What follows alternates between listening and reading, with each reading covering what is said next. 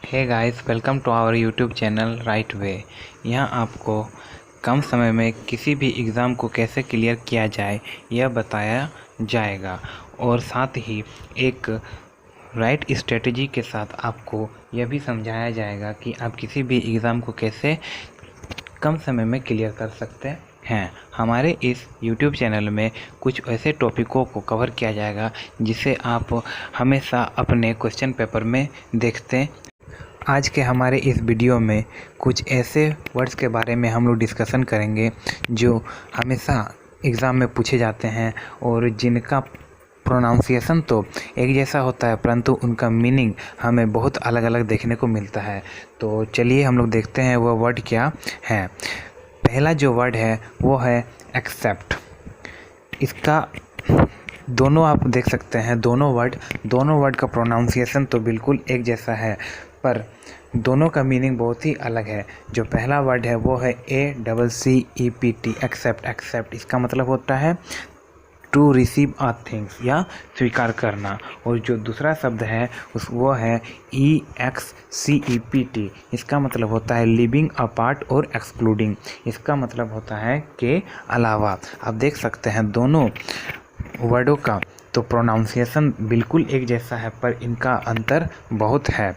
तो चलिए इस तरह हम लोग और कुछ वर्ड देखते हैं। तो आगे जो मेरा वर्ड है वो देखते हैं। आगे जो है वो है एस्पेक्ट। एक्सपेक्ट और सस्पेक्ट, ठीक है। तो ये भी दोनों थोड़ा बहुत मिलता जुलता है। जो एस्पेक्ट है उसका मतलब होता है टू होप, मतलब उम्मीद करना, और सस्पेक्ट इसका मतलब होता है टू एप्रीहेंड, मतलब आशंका करना, ठीक है। तो जो हम लोग का तीसरा वर्ड है वो हम लोग देखते हैं। तीसरा जो वर्ड है वो है अल्टरनेट और अल्टरनेटिव।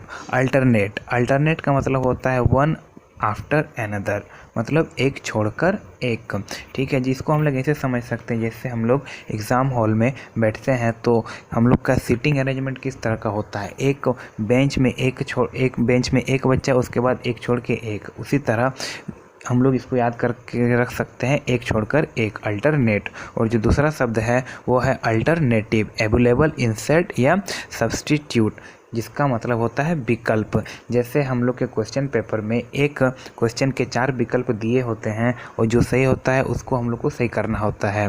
तो यह एक एग्जाम्पल हो गया अल्टरनेटिव का। तो चलिए अब आगे जो वर्ड है वो देखते हैं। तो आगे जो वर्ड है वो है ओरल। AURAL ओरल और ORAL ओरल। देख सकते हैं दोनों का प्रोनाउंसिएशन बिल्कुल एक जैसा है पर दोनों का मीनिंग काफ़ी अलग है। AURAL ओरल का मतलब होता है ऑफ ईयर, मतलब कान से संबंधित, और ORAL ओरल का मतलब होता है वर्बल, मतलब मौखिक, जो हम लोग अपने स्कूल लाइफ में बहुत दिए हैं। तो चलिए अब आगे वर्ड को देखते हैं। आगे है एक्सिस। ACCESS एक्सिस और EXCESS एक्सिस। दोनों का प्रोनाउंसिएशन तो लगभग एक जैसा है पर ACCESS एक्सिस का मतलब होता है अप्रोच या पहुंच, ठीक है। और EXCESS एक्सिस का मतलब होता है मोर देन ड्यू, प्रचुर मात्रा में, अधिक मात्रा में बोल सकते हैं हम लोग, ठीक है। तो हम आगे का वर्ड को देखते हैं। आगे जो है वो है एडवाइस। ADVICE और ADVISE एडवाइस।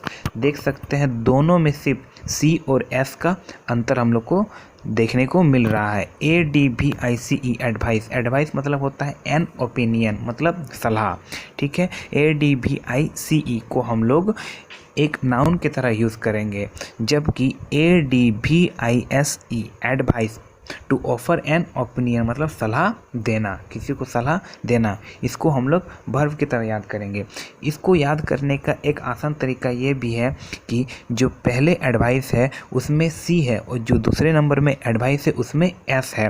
पहले नंबर में जो एडवाइस है उसको हम लोग नाउन की तरह यूज़ करते हैं और जो सेकंड नंबर में एडवाइस है उसको हम लोग वर्ब की तरह यूज़ करते हैं। पहले नंबर में C है और लास्ट में S है।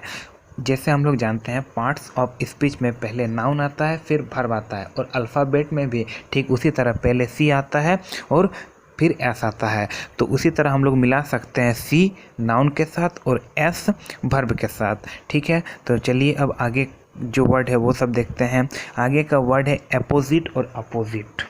अपोजिट APPOSITE अपोजिट मतलब होता है प्रॉपर, उपयुक्त, और अपोजिट OPPOSITE अपोजिट मतलब इन फ्रंट ऑफ, कंट्री के सामने या विपरीत। ठीक है, तो ये देख रहे हैं ये दोनों वर्ड बहुत ही मिलता जुलता है, सिर्फ ए और ओ का अंतर है। तो इसी तरह से जाते हैं कंपटीशन के एग्ज़ाम में और अक्सर बच्चे कंफ्यूज हो जाते हैं और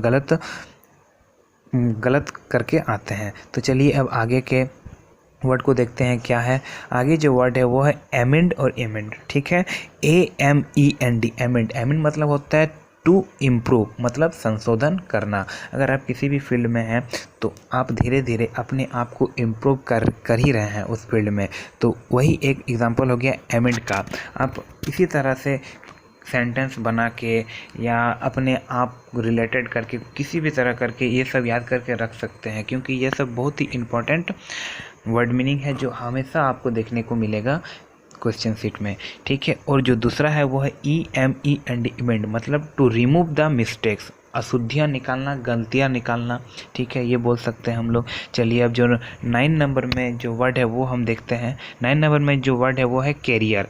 CAREER कैरियर और CARRIER कैरियर, दोनों का प्रोनाउंसिएशन तो लगभग एक जैसा है, पर इसका मतलब हम लोग देखते हैं। CAREER कैरियर, कैरियर मतलब कोर्स थ्रू लाइफ, मतलब अपने जीवन को जीने के लिए आप जो काम करते हैं, जो कार्य करते हैं, वो हो गया आपका कैरियर, जिसे आप पेशा बोल सकते हैं। ठीक है, और एक हुआ CARRIER carrier, that which carries मतलब जो सामान ढोने के प्रयोग आता है, जो सामान ढोने के लिए प्रयोग में आता है, उसको हम लोग कैरियर बोल सकते हैं। ठीक है, तो आज के वीडियो का लास्ट वर्ड है चाइल्डिश और चाइल्ड लाइक। ठीक है, तो चाइल्डिश CHILDISH चाइल्डिश मतलब होता है फुलिश, मतलब बेवकूफ़ी भरा।